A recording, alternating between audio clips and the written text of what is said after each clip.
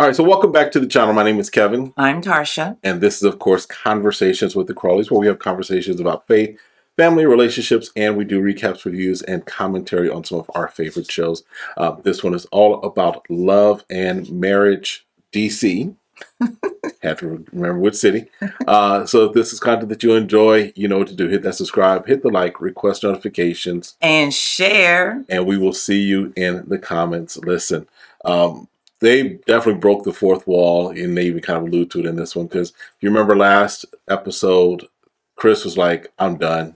I don't want to have this conversation. Y'all can stop filming, pack your camera bags, head back to the truck. We're done. But they had a conversation. The producers were like, hey, share your story. Make sure your voice is heard. For her, for Monique, it was kind of like, what are you looking to accomplish? What's the goal?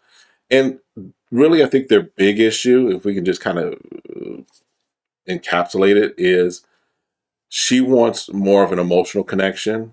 And he's like, look, and he kind of alluded to this. He's like, I provide, spend time with the kids. What more do you want? What you asking for? It's typical. It's just a typical marriage. Oh, typical. Wow.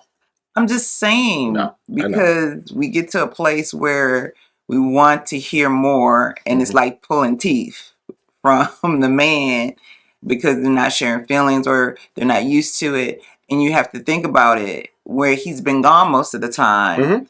And then when they come back together, it's like, like you're so excited to see them because they have a season where they're just gone on the road, he's traveling, whatever. So for him, he just seems like a really reserved person.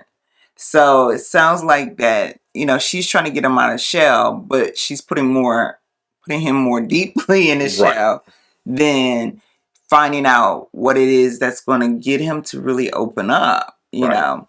And I think that's the key thing, is just because I know, even with us, there have been times where it's like, yes, no, yep. And I give those responses, and you're wanting more. And I'm like, yes is my yes, and my no is my no. And then I said, forget it. I'm not going to talk. And then all of a sudden it's like, oh, so I just don't say nothing and wait 2 or 3 hours. When a man is ready to share, he'll share. 4 or 5 days. What's wrong? No, nothing. Okay. Want to share? This is like, what? Wow. I'm just saying, that's how it was. There's no sugarcoating that. So for him, he does say, okay, he's had an aha moment, right? That he recognizes what she's asking for. So we'll see how if he's able to give that, and if they can continue moving forward. Because I think the biggest thing in their relationship is just communication. Right. It's just about opening up and knowing how to allow your partner. She has to allow him to open up. And then when he does start talking, then she has to be quiet. Yep. And then he'll share more, and it'll come more naturally and organic. Make sure he does not feel judged or feel in some kind of way because of what he shares. Right. So exactly. All right. And then Jamie goes over to his daughter's house. Right. Because she says, I got some IKEA furniture that I can't put together. And he like, you got tools? No. Jamie, tell your daughter, find her a male friend. Doesn't have to be a boyfriend. Like, find somebody who can put this together, or find just a really intelligent girlfriend who can put this together. Listen. But her attempt was to get her dad over, more so to talk about Jason. Right. And talk about how he was kind of dismissive because Jason doesn't want to be a DJ.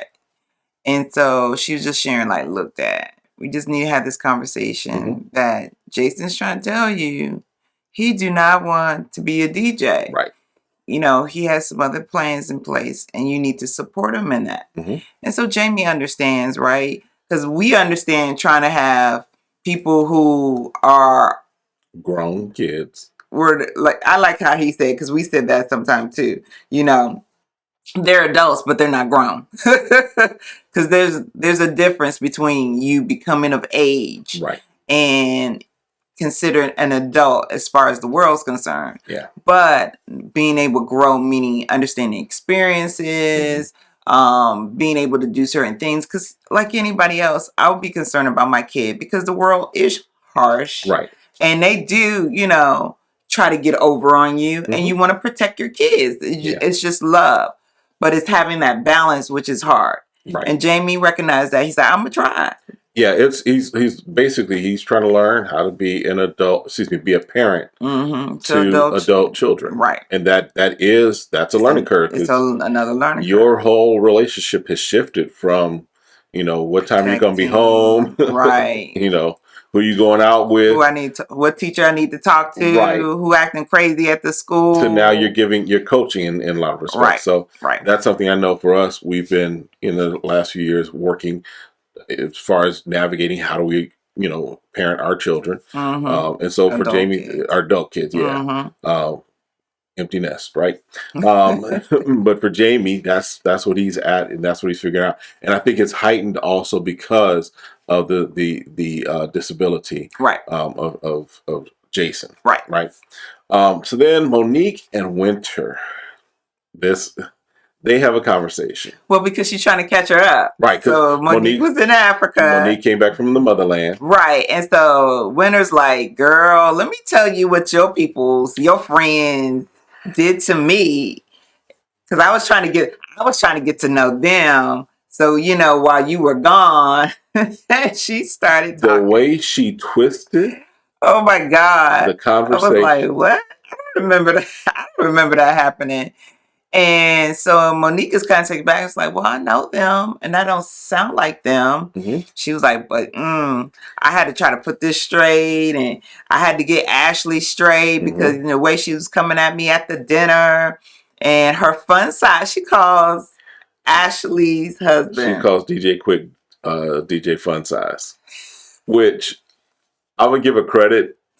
I'm gonna give her credit. That's okay. I get it. Yeah, he's short. Right, he's a short guy. Right, got it. It's a jab. She jabbed. Oh, she jabbing for sure. She was jabbing that jaw. So, and she's like, oh wow, But Monique is like, she's kind of like, you talking about someone straddling the fence, because she's like, well, Ashley says she used to be a mean girl. Right. I'm like, okay, you don't know what happened. You only get one person's side of the story. And Winter, in my opinion, Winter's entire value to the show is to stir up controversy. That's her entire value to the show. That's because every time she shows up, that's what's happening, right? We don't. All we know about her love and marriage, because remember, it's love and marriage, right? All we know about her love and marriage is that she's divorced from a cheater, and now she's divorcing from a scammer. Right. That's all we know. But she's also a relationship expert. All right. So anyway. Anyway. Right. But yeah, she twisted those stories. Right. Tremendously. Right. All right. Arena and Jamie, see them. They go, so all of the family, it looks like, goes to Jason's school for the blind. Right. To play goal ball. Right. Which was cool that they're trying to put, they're trying to put themselves in Jason's shoes, right? Living and being vision impaired, and just seeing from his perspective. Their family is deaf. They're hearing impaired because let's explain what goal ball is. So goal ball, basically, it's like soccer. Is almost like what it is. It's like soccer. Right. They're not kicking the ball or anything, but they're rolling the ball back and forth from each side. Right. But because the participants are visually impaired, right, the ball has a bell in it. Right. And so the idea is, you hear where the ball is. You stop the ball from going into your goal. And they have to be on the ground, right? Because it gives them higher ability to be able to stop the ball. Right. But Jason's rolling his ball straight. He is rolling the ball straight. And you hear the bell. You hear the bell, but they're like... and the ball keeps going in the go because because the whole point is in tuning in your ears. Right. And not your sight. Right. But again, it tells you that we focus, right, because we have our our sight, all your senses, right? All your senses, you're more focused on because you can't see. You know, you feel like, oh, I lost my vision. I can't do this. Right. But their hearing is not strong at all. I was like, did y'all block this ball at all? They were just sliding across the floor. They didn't know how to play. I am play. Jason, like, look, I'm about to take this pro. Right. So then Jamie does pull Jason aside and it's like, look, let me talk to you. Let me kind of reassure you. Right. I want the best for you and I think you can do anything. So that was good. Right. Again, I feel like any parent, sometimes you got to apologize. Mm-hmm. You have to realize, look, me being overprotective, right, when I know that you can do this and there's ways for you to grow. Mm-hmm. And there was an opportunity to present to him that he was able to get in a program where he can get some more vocational skills. Right. So I'm excited for him as well, because it was just so funny how the understanding was Jason kept bothering, his mom about getting this done, and that is finally was accomplished. And then just because there was a comment that I was from the last video, the Aries in me said that they live in Baltimore and work as a case coordinator for an agency that assists people with intellectual disabilities in finding employment. Because we were kind of wondering about the whole program of getting into it at that stage. And what they said, the viewer said, is that the program starts at 21, but during high school he could have applied for DDA services and been assigned a service coordinator that would have assisted with finding programs and resources. So basically, it looks like, because that's what we were trying to say. There should have been something happening in high school for him, so that when he got to this point, he would have been already right. So so we're seeing that he does get into the program now. So kudos for that, right? Yeah, that was so exciting. Yes. And then Ashley, Arena, and Monique go because Ashley has a podcast, and so she's doing like an event with her podcast listeners. Right, because it's, what's it called? It's called like Fun Wives or Fun Mom. Yeah, Fun Time Mom. Fun Time Mom podcast, because she was saying that moms need to find time for themselves when you have you have children, right? And so they decided to kick something off since the kids were back in school, I believe is what she indicated. Right. Okay. Yeah. So they go to a selfie museum. Yeah. And so Monique, of course, hey, how you doing? She's coming back. Monique comes back from Africa. Monique talks with Ashley and Arena. Come over here, girls. Let me talk to you. And I'm look. Winters told me.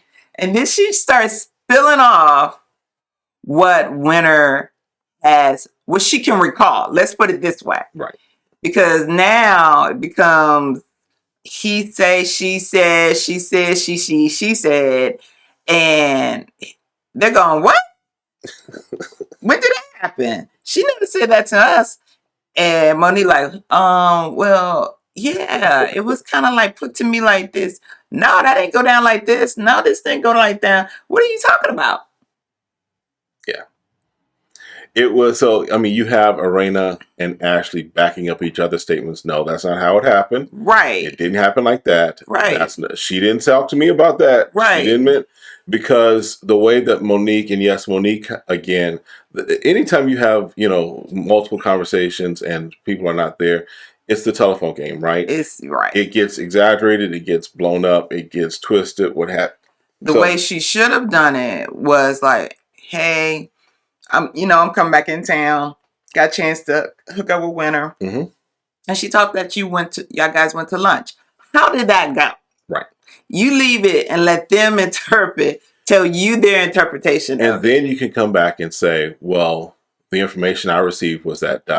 See, you don't even see, I got to show you how this works. Show me how it works, because I don't get to these conversations. You go, so how was lunch? And she go, oh, well, we were having a conversation and we were just trying to get some stuff straight. Oh, about at the dinner. Oh, yeah, girl, about the dinner. How do you think so-and-so felt about that? You ask them what their perception is. You just ask questions. And then you just make your determination based off of the two stories that you hear? Yep, you piece it together. Okay. You don't add to it. You don't say someone else say something. Does there come a time where you say, you a liar?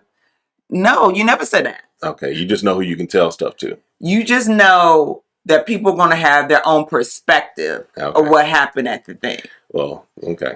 So, and then you go like that, and then you be like, that's not how it was placed to me. It was kind of more like something on around these lines. And then they go, oh yeah, it was kind of la la la la. Yeah. That's how you just kind of fill in the blanks. Okay. Thank you for that lesson. Ashley was like, listen, your girl went to be making up stuff to make herself be a victim. She be coming up with all these kind of stuff. And then who comes in? Who comes in? Here come winter. It's fall, but here come winter. And Ashley was like, I hate winter. I was born in the fall. I like fall. I don't like winter. So when winter comes around the little booth, they just dagger eyes. And Ashley like, what are you trying to say about me? What are you trying to say about my husband? What rumors do you know? And when it's like, oh, here we go. I just entered into something. I was just like, here we go. So now they're trying to both explain what they explained to Monique. Right. And we start to get loud and louder. Yep. And we start getting a little bit, well, it goes from a little bit disrespect to I'm about to disrespect you to I'm disrespecting you. So y'all know, again, Winter calls Ashley's husband DJ Fun Size. Ashley was making comments about the side of the head. Right. She said, I'm talking about the side of your head. That shade. That shade. So they going back and forth. They're going back and forth. And Monique like, I'm not going to say nothing else. Well, you shouldn't have said anything to start. Monique also did say that what she was told is not how things went down. So she sees that what she was told was not how things went down. Obviously. Right. But now everyone's heated. And then Arena's like trying to stop it. She yelling, stop. And they're like, I don't care what you're yelling. I'm going to go ahead and go after this chick. And so they go on for, I don't know, what, 5? Too long. 10 minutes. And then obviously Winter gets kicked out. So I'm thinking Monique's going to leave with Winter just to kind of like, you know what? I've done too much already. So Monique's like, I'm just going to help Winter leave because I'm going to stay. Because Arena comes is like, oh no, she got to go. You doing too much. It's time for you to go. Right. In other words, your girl needs to leave now. Your girl needs to leave. So you think she's going to leave with her? Like, Monique's like, I'll talk to you later. Girl, I'll call you so I can see if I can smooth this over. You have a good day. And Winter was like, I could have worn my flats for this. I could have worn my flats to here. I'm like, look, this is too much. Y'all are grown adult women. Yeah. We gotta act like it does. So, and then Arena, it's like these little small shots. Like, well, you know Ashley from Baltimore. I'm like, okay, here we go, guys. Y'all need to stop. Yeah. Y'all getting ahead of yourselves. Yeah. So, but can we just say, you could say somebody from Baltimore, but having lived, you grew up in PG County, right? Yes. I just visited there for 3 years. I just lived there for 3 years, right. or early in our marriage. I don't see a whole lot of difference between Baltimore and DC. I don't see the difference. So there is a difference. Okay. There's a difference. Okay. It just depends on what side of Baltimore you are and what part of DC, what side of DC you on. Okay. So she wasn't saying, she wasn't trying to be polite, but I feel like there was a lot of stuff that just been kicked up. Yeah. And it has not been resolved. Oh no. So, and of course we got more episodes, so it's got a lot more that's going to come up. More fighting going on. So then Jamie and Arena, they also have a real estate business. Correct. And so they go visit one of their properties that they've had for over a year. Mm-hmm. Which, just from what as far as real estate and whatever, that's a long time to hold a property. Yeah, but no rental income or selling it. So we don't know what all the details are and with why this it's taking property. this long to do it. Right. But they have partners. Right. And their partners that they meet up with says going to about $110,000, right, to get it renovated. But Jamie and Arena are beefing throughout this whole meeting and this whole time. Right. So we get some information. Basically, Arena, she kind of, as a voiceover, is like, he was disrespectful the night before. He was kind of feeling himself. Da da da. So that's kind of coloring how this starts to play out. Right. So what we're finding out is that after she left the selfie museum, the whole, battle royale with Winter and Ashley, she goes to the event that Jamie is doing for her best friend's birthday. And she's mad because she feels that she got basically that she missed her best friend's birthday because of Jamie yelling at her. Right.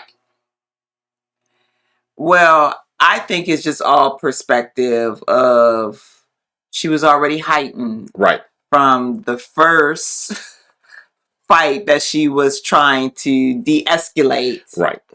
And then all of a sudden she's trying to pull up, and I think Jamie was having his own situation, his own frustrations as he's trying to work the event. Right. So they both had two things going on that each other didn't know about that has heightened both of them.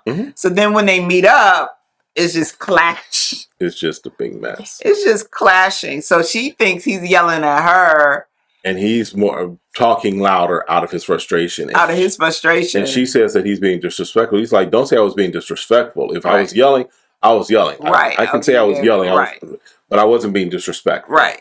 So I think they just, and then Jamie's just realizing, like, what happened to selfie museum? I thought you had a good time, and that you were just coming in.